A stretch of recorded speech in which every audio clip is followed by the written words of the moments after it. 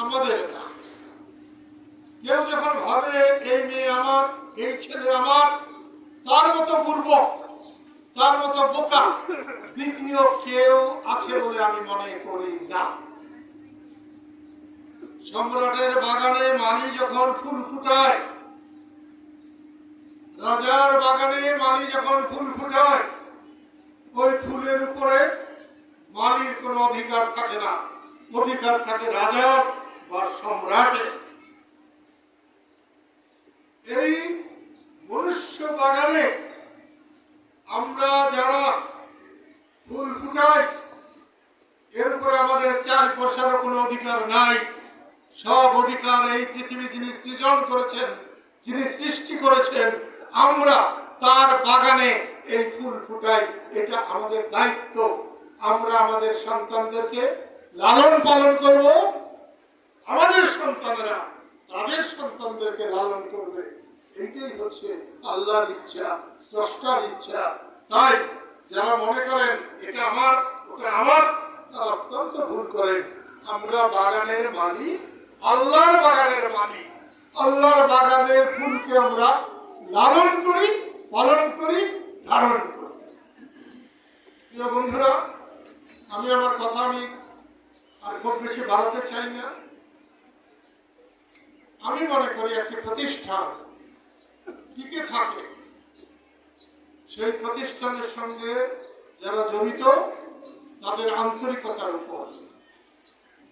তাদের আন্তরিকতা যদি গভীর হয় তাহলে নিশ্চয়ই একটি প্রতিষ্ঠান খুলে থেকে অনেক ভালো হয়। এই প্রতিষ্ঠানে আমি যতবার এসেছি কিছু কিছু ত্রুটি ছাড়া আমার কাছে সবসময় ভালো লেগেছে। আজকেও এই এডুকেশন সোসাইটির সম্পাদক তিনি তার শুরুর বক্তব্যে এই প্রতিষ্ঠানের অনেকগুলো সাফল্য তুলে ধরেছেন, খুবই ভালো করেছেন। কিন্তু না তুলে ধরলেও কোনো ক্ষতি হতো না, কারণ সাফল্যের বয়ান দেওয়ার জন্য আজকের এই অনুষ্ঠানটা না। এই অনুষ্ঠানটা শুধু আমি ছাত্র ছাত্রীদের দেখতে চেয়েছি, শিক্ষকদের দেখতে চেয়েছি, তাদের দুটি কথা শুনতে চেয়েছি এবং অভিভাবকদের 2-4জনকে দেখতে চেয়েছি এবং তাদের কথা শুনতে চেয়েছি। সাফল্যের কথা শোনার জন্য অনেক সময় আছে, অনেক সময় আছে। যারা সাফল্যের কথা বলে তাদের ব্যর্থতার কথা মনে রাখতে হবে। সাফল্যের পিছে পিছে যেমন ব্যর্থতা আছে, ব্যর্থতার পিছে পিছে সাফল্য কিন্তু বয়ে বেড়ায়। সেই জন্য মনে রাখতে হবে কোন সাফল্যই শেষ কথা যেমন নয়, কোন ব্যর্থতাই জীবনের শেষ নয়। আমি আবারও বলছি, এই প্রতিষ্ঠান যদি টিকে থাকতে হয় তাহলে এই প্রতিষ্ঠানের প্রাণ হচ্ছে ছাত্রছাত্রী, এই প্রতিষ্ঠানের প্রাণ হচ্ছে ছাত্রছাত্রীর পিতামাতা, অভিভাবক। এই প্রতিষ্ঠানের প্রাণ হচ্ছে শিক্ষক শিক্ষয়িত্রী। তারা যদি নিবেদিত হয় তাহলে এই প্রতিষ্ঠান আরো অনেক সফলতা অর্জন করবে। আমি শিক্ষক বৃন্দ এবং অভিভাবক বৃন্দকে বলতে চাই যে এই প্রতিষ্ঠানে একটি অভিযোগ বাক্স থাকা দরকার।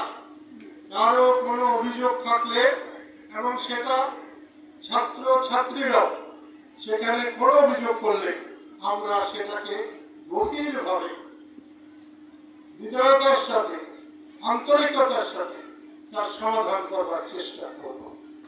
আমি আবারও অনুরোধ করব সবাইকে আনন্দ চিত্তে এই প্রতিষ্ঠান তাদের নিজেদের এটা ভেবে তারা কাজ করবেন।